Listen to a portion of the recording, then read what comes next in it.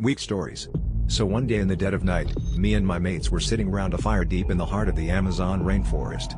The crackling flames casting eerie shadows on our faces as we shared tales of the local folklore, trying to scare each other witless with tales of mythical creatures lurking within the dense jungle. As the night wore on, it started to pour with rain.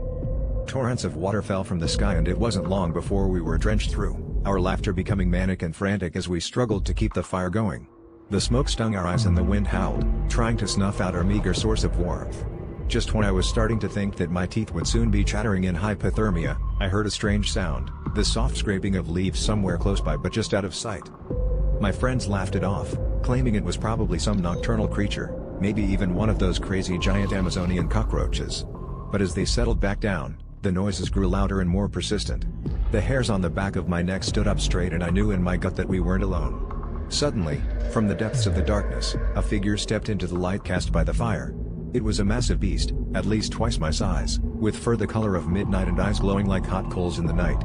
It didn't make any sound as it stared at us, its expression impossible to read under the flickering flames. For what felt like an eternity, we just sat there, frozen in fear, unable to tear our gaze away from this mysterious creature that had invaded our little sanctuary. And then, it stepped forward and opened its massive maw. Expecting a roar or growl, instead, it uttered words that chilled me to my core. "Your stories are weak," it said in a voice like rolling thunder. "You mortals think your myths are scary? Come closer." It took a step towards us and I knew we had no choice but to run. But as I turned to flee, my friends were gone. Panicking, I looked back at the monster only to find that it too was gone, leaving nothing behind but a pile of ash where our campfire once stood. Ever since then, whenever I'm around a fire, I can't help but feel that something is watching me, and every time I hear that scraping sound in the dark, all I can think is, your stories are weak.